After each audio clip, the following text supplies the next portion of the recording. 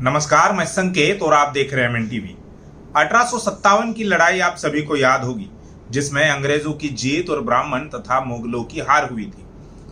उस लड़ाई के एक साल बाद यानी 1858 को बाबरी मस्जिद को लेकर पहला दंगा हुआ, जिसमें करीब 70 मुसलमानों की मौत हो गई।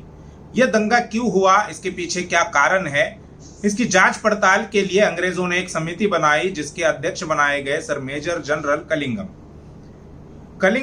सर मेजर जनरल कलिंगम वहां पर गए। उन्होंने वो सारी छानबीन की। वास्तविक रूप से वो आर्कोलॉजिस्ट थे। उन्होंने वो सारे जगह को देखा, उस मस्जिद को देखा, अंदर जाकर देखा और उसके आसपास के एरिया का उन्होंने मुआयना किया। तो उन्होंने उस मुआयने पर उन्होंने एक रिपोर्ट बनाई। रिपोर्ट में उन्होंने कहा कि ये जो जगह है वो बुद्धिस्ट मॉन्यूमेंट है। वो पूरा आज जिसे अयोध्या कहा जाता है, करीबन 70 एकड़ का जो एरिया है, उसको लेकर उन्होंने कहा कि ये बुद्धिस्ट मॉन्यूमेंट है, बौद्ध लोग धम्म से जुड़ी हुई एक जगह है। उन्होंने अपना रिपोर्ट जो है वो अपने अधिकारियों के पास, सीनियर के पास सबमिट कर दिया।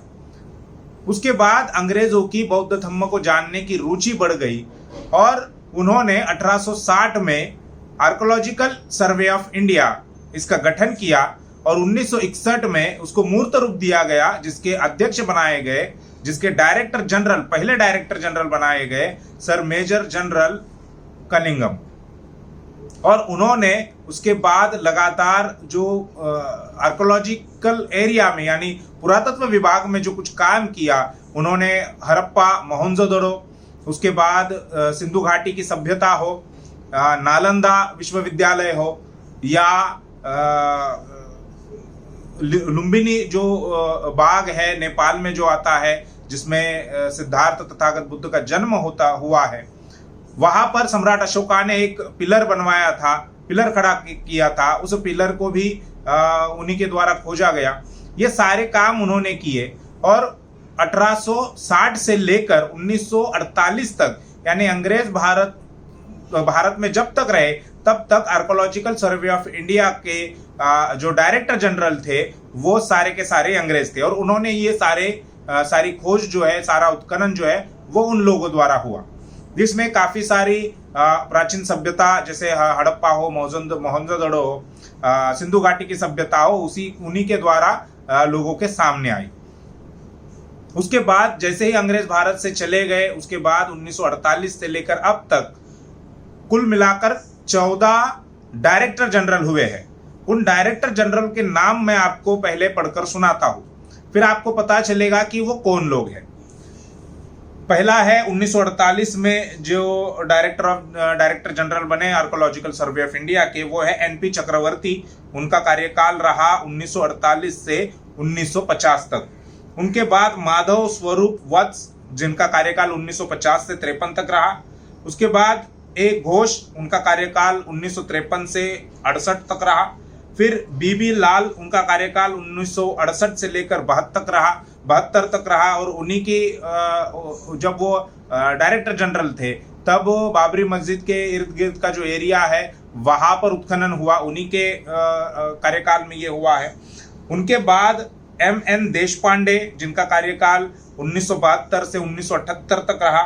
फिर बीके थापर 1978 से 1981। देवाल मित्रा 1981 में वो डायरेक्टर जनरल बनी और वो पहली महिला डायरेक्टर जनरल थी। उसके बाद एमएस नागराज राव, फिर जेपी जोशी और एमसी जोशी जब डायरेक्टर जनरल थे आर्कोलॉजिकल सर्वे ऑफ इंडिया के, तब 1992 में बाबरी मस्जिद को ढहाया गया और उसके एक साल बाद यानी 1993 को एमसी जोशी को डिसमिस कर दिया गया। उसके बाद अचला मौलिक, वो बेसिकली आईएएस कैडर थे और ये पहली बार ऐसा फैसला सरकार ने लिया था कि एक आईएएस ऑफिसर को डायरेक्टर जनरल बना दिया गया। इसके पहले जितने भी डायरेक्टर जनरल हुए थे वो आर्कोलॉजिस्ट थे, लेकिन ये पहला निर्णय और जो काफी विवादित भी रहा, एक आईएएस को आर्कोलॉजिकल सर्वे ऑफ इंडिया का डायरेक्टर जनरल बना दिया। उसके बाद के एम श्रीवास्तव, फिर गौतम सेनगुप्ता जो 2010 में जिनकी नियुक्ति हुई, उसके बाद प्रवीण श्रीवास्तव और राकेश तिवारी जो अभी आर्कोलॉजिकल सर्वे ऑफ इंडिया के डायरेक्टर जनरल है। तो ये सब क्यों बता रहा हूं? ये नाम देखने के बाद, ये नाम पढ़ने के बाद, ये नाम आप विकिपीडिया पर भी चेक कर सकते हैं, जो मैंने पढ़े हैं वो सही है या गलत है वो आप अपने से वेरीफाई कर सकते हैं। ये 14 जो लोग हैं उनमें ज्यादातर लोग ब्राह्मण और अपर कास्ट के हैं। जब अंग्रेज भारत में थे तब अंग्रेजों का डायरेक्टर जनरल हुआ करते थे, अंग्रेज ही रहते थे। जब 1947 के बाद जब भारत पर ब्राह्मणों का नियंत्रण हुआ, तब ब्राह्मणों ने सभी ऑटोनॉमस इंस्टीट्यूशन पर अपना नियंत्रण स्थापित किया। और ये जो नाम मैंने अभी आपके सामने पढ़कर बताए, उनमें भी ज्यादातर नाम ब्राह्मण और तत्सम ऊंची जाति के ही है। 1947 को अंग्रेजों का शासन खत्म हुआ और भारत पर ब्राह्मणों का शासन आया। जैसे ही भारत पर ब्राह्मणों का शासन आया, वैसे ही 1949 को बाबरी मस्जिद के अंदर राम की मूर्तियां रखी गई। जब तक अंग्रेज भारत पर शासन कर था उनका, तब तक ब्राह्मणों को ये मुमकिन नहीं हुआ कि वो ऐसी कुछ हरकत करे। जैसे ही अंग्रेजों का राज हट गया और ब्राह्मणों के नियंत्रण में सारा भारत आ गया, वैसे ही उन्होंने ये काम करना शुरू कर दिया। 1949 को 22-23 दिसंबर की रात थी। उस पर एक डॉक्यूमेंट्री भी बनी है, यूट्यूब पर आप वो डॉक्यूमेंट्री देख सकते हैं। नेहरू के कार्यकाल में ये हुआ और संविधान लागू होने से पहले ये हुआ, क्योंकि उनको ये डर था कि अगर संविधान लागू हो गया तब वो ऐसी कुछ काम नहीं कर सकते, उसमें कुछ बाधाएं आ सकती है। इसलिए ये काम उन्होंने संविधान लागू होने के पहले ही 26 जनवरी 1950 को संविधान लागू हुआ और 22-23 दिसंबर 1949 की रात को बाबरी मस्जिद के अंदर राम की मूर्तियां रखी गई। तो ये पूरा षड्यंत्र संविधान लागू होने से पहले ब्राह्मणों ने किया। अब ये सारा मामला, ये सारी जानकारी मैं आपको क्यों दे रहा हूं? इसके पीछे कारण है कि अभी 21 मई को जो अयोध्या में राम मंदिर का जो काम शुरू था, समतलीकरण का काम जो शुरू था, वहां पर कुछ अवशेष मिले और फिर सोशल मीडिया में यह दावा होने लगा, खासकर बहुजन समाज से, कि वो बुद्धिस्ट मॉन्यूमेंट है। वो जो अवशेष मिले हैं वो बौद्ध धम्म से जुड़े हुए अवशेष है, सम्राट अशोक से जुड़े हुए अवशेष है। और उसके बाद एक बड़ा बवाल हुआ, चर्चाएं होने लगी, बहुजन समाज के लोग अपना दावा पेश करने लगे उस जमीन पर, उस जगह पर, कि वो साकेत है।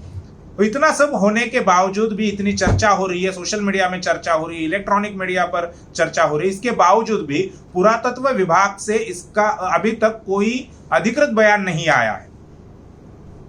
जबकि पुरातत्व विभाग ने वो सारे अवशेष अपने नियंत्रण में, अपने पोजीशन में लेने चाहिए थे, उसकी जांच होनी चाहिए। वो जो काम मंदिर निर्माण का चल रहा है उस पर रोक लगानी चाहिए। और ये पुरातत्व विभाग के लिए कोई नई बात नहीं है। ओडिशा में पहले ऐसा हुआ था, जब एक मंदिर का निर्माण कार्य शुरू था, उस वक्त जो खुदाई हुई उसमें बुद्ध के कुछ अवशेष मिले, यानी बुद्ध धम्म से जुड़े हुए अवशेष मिले, विहार के अवशेष मिले। और जैसे ही अवशेष मिले वैसे ही पुरातत्व विभाग ने वो काम रोक दिया और वो सारा जो एरिया था, वो सारी जमीन थी, वो अपने नियंत्रण में ली और फिर उसकी जांच हुई। ऐसा ही काम उन्होंने अयोध्या में करना चाहिए था और अधिकृत बयान आना चाहिए था, लेकिन अभी तक उन्होंने किसी प्रकार का कोई अधिकृत बयान नहीं दिया है। एडिशनल डायरेक्टर जनरल जो है राकेश सिंह लाल, इनसे हमने बात की। हमसे पहले बुद्धिस्ट इंटरनेशनल नेटवर्क के राष्ट्रीय प्रभारी जो प्राध्यापक विलास खरात है, जिनका इंटरव्यू भी हमने लाइव किया था, उन्होंने राकेश सिंह लाल इनसे बात की, लेकिन उन्होंने उसका कोई जवाब नहीं दिया। उन्होंने कहा कि हाँ, मैंने भी अखबारों में पढ़ा है, मैंने भी ये सुना है, ये बातें सुनी है, लेकिन हमारी रिपोर्ट अभी तक नहीं आई और जब तक रिपोर्ट नहीं आती तब तक हम ये कुछ नहीं कर सकते। ये पहले उनका ऑडियो कन्वर्सेशन है, वो आप सुन लीजिए। हेलो, लाल साहब बोल रहे हैं? बोल रहा हूँ। मैं प्रोफेसर विलास खरात बोल रहा हूँ। कौन बोल रहे हैं? प्रोफेसर विलास खरात बोल रहा हूँ, नई दिल्ली से। हाँ बोलिए। मैं बुद्धिस्ट इंटरनेशनल नेटवर्क का अध्यक्ष हूँ। हाँ बोलिए। ये जानकारी लेना था, ये जो अयोध्या में जो पिलर मिल रहे हैं और जैसा प्रोपोगंडा चल रहा है, हाँ इस पर आर्कोलॉजी के लोगों का कुछ अधिकृत बयान नहीं आया। नहीं, अभी मैं भी आपको बता नहीं पाऊंगा क्योंकि हम लोगों का भी अभी तक कोई कुछ मिला नहीं है। हाँ रिपोर्ट तो कुछ मिली नहीं है, तो मैं भी आपको अभी कुछ बता नहीं पाऊंगा। नहीं, मगर वन साइड कोई अफवाह फैला रहा है शिवलिंग है और दूसरी तरफ चल रहा है बुद्धिस्ट है, तो इसमें नहीं, आपकी आवाज क्लियर नहीं आ रही, क्या बोल रहे हैं आप? हेलो। वन साइड कोई चर्चा कर रहा है शिवलिंग है नहीं नहीं, ये तो मैंने भी और पेपर दूसरी में तरफ पढ़ा है। चर्चा चल रही कोई बुद्धिस्ट है, तो भारत मैंने में पेपर किससे में ही पढ़ा है बस। आर्कोलॉजिकल डिपार्टमेंट क्या भाजपा के समर्थन में है क्या? क्योंकि अभी तक उनका कोई अधिकृत बयान नहीं आया है। मैंने इस बारे में मेरा अभी कुछ बता नहीं पाऊंगा क्योंकि हम लोगों को भी कोई हमारी कोई रिपोर्ट नहीं आई अभी तक। अच्छा, तो फिर जब तक इस कोई रिपोर्ट नहीं आ जाती तब तक तो मैं भी नहीं बता पाऊंगा कुछ आपको। मैंने भी जो पेपर में पढ़ा है बस वही मैंने भी पढ़ा है। ये किससे बात संपर्क कर सकते हैं? अभी तो आपको कोई संपर्क किसी से भी करिए, कोई बता ही नहीं पाएगा कुछ आपको, क्योंकि रिपोर्ट तो कुछ अभी तक है नहीं, ही मगर नहीं। जो माहौल बिगड़ेगा इससे, और इसके लिए नहीं, आर्कोलॉजिकल तो उसके बारे में डिपार्टमेंट कुछ को ही बोल नहीं दोषी पाऊंगा मैं माना आपको। जाएगा। जब तक कोई ऑथेंटिक रिपोर्ट हमारी नहीं आ जाएगी मैं तो कुछ भी नहीं बोल पाऊंगा, आपसे बात नहीं कर पाऊंगा। मगर आर्कोलॉजिकल डिपार्टमेंट चुप क्यों है, यही एक सवाल है। हाँ जी, आर्कोलॉजिकल डिपार्टमेंट चुप क्यों है इस ऐसे मामले में? चलिए अब आपसे कुछ नहीं बोलता हूँ मैं अभी। जब भी कोई रिपोर्ट आएगी तो हम बताएंगे आपको। अभी हम वहाँ एजुटेशन करने वाले हैं ऑल इंडिया में। ठीक है, ठीक। प्राध्यापक विलास खरात से बात करने के बाद हमने ये सोचा कि मीडिया के तौर पर हमें भी उनसे बात करनी चाहिए, अधिकृत बयान उनका आना चाहिए। एक तरफा जो बातें हो रही है, दावेदारी हो रही है, उसको कहीं ना कहीं रोकना चाहिए, एक तरफा बात नहीं होनी चाहिए। इसलिए हमने भी उनसे बात की। खुद मैंने राकेश सिंह लाल जो है एडिशनल डायरेक्टर जनरल है, उनको मैंने फोन किया, उनसे बात करने की कोशिश की, जानकारी लेने की कोशिश की, लेकिन मुझे भी उन्होंने वही जवाब दिया कि हमारे पास इसकी कोई जानकारी नहीं है, जब जानकारी आएगी तब हम आपको बताएंगे। मेरी उनसे क्या वार्तालाप हुई ये भी आप सुन लीजिए। हेलो, हेलो, राकेश लाल जी बोल रहे हैं? बोल रहा हूँ। जी नमस्कार, मैं संकेत बोल रहा हूँ, MNTV पत्रकार हूँ MNTV से। सर, अभी जो ये चर्चा हो रही है 21 तारीख को जो अयोध्या के समतलीकरण के काम में जो कुछ अवशेष मिले हैं उसको लेकर चर्चा हो रही है मीडिया के द्वारा, ये शिवलिंग मिला है या हरि विष्णु का मंदिर है, और दूसरी तरफ बुद्धिस्ट लोग जो है वो उस पर दावेदारी कर रहे हैं कि वो बुद्धिस्ट। कोई अभी मैं कुछ भी आपसे बात नहीं कर पाऊंगा। नहीं सर, अभी तक ये जो पेपर में पढ़ा है, हाँ मैंने भी पेपर में पढ़ा है, मुझे भी आइडिया नहीं है। मैं भी एक बार जब तक मालूम नहीं करूंगा तब तक कुछ बात नहीं कर पाऊंगा आपको। मैंने पेपर में पढ़ा है जो भी आएगा सभी। अच्छा, नहीं लेकिन आर्कोलॉजिकल सर्वे ऑफ इंडिया का क्या कुछ अधिकृत बयान अभी तक नहीं आया है? नहीं, अभी तो मैं कुछ ही नहीं बता पाऊंगा। मैं आपको बिना जानकारी लिए तो मैं कुछ ही नहीं बता पाऊंगा आपको। अच्छा, तो नहीं ठीक बात नहीं, ठीक है आपके पास जानकारी नहीं होगी, लेकिन इतना तो बताइए कि वो जो अवशेष है वो आर्कोलॉजिकल सर्वे ऑफ इंडिया के पास आए हैं या नहीं? मैं बिना जानकारी कुछ नहीं बता पाऊंगा आपको। तो किससे जानकारी मिलेगी हमें, क्योंकि वो बहुत बड़ी चर्चा हो रही है। जब भी आएगा बता दिया जाएगा। हाँ, अभी तो कुछ बता नहीं पाऊंगा मैं। तो इस प्रकार से भारतीय पुरातत्व विभाग कहीं ना कहीं अब ये डाउट होने लगा है, जिस तरह से भारतीय पुरातत्व विभाग पर ब्राह्मणों का नियंत्रण रहा, डायरेक्टर जनरल चूंकि ब्राह्मण ही रहे, आज भी राकेश तिवारी यही डायरेक्टर जनरल है, और कहीं ये संघ के नियंत्रण में तो नहीं है, क्या संघ इसे ऑपरेट नहीं कर रहा है? ऐसी एक शंका, ऐसी बातें भी अभी समाज में खासकर सोशल मीडिया में लोग बोल रहे, कह रहे हैं।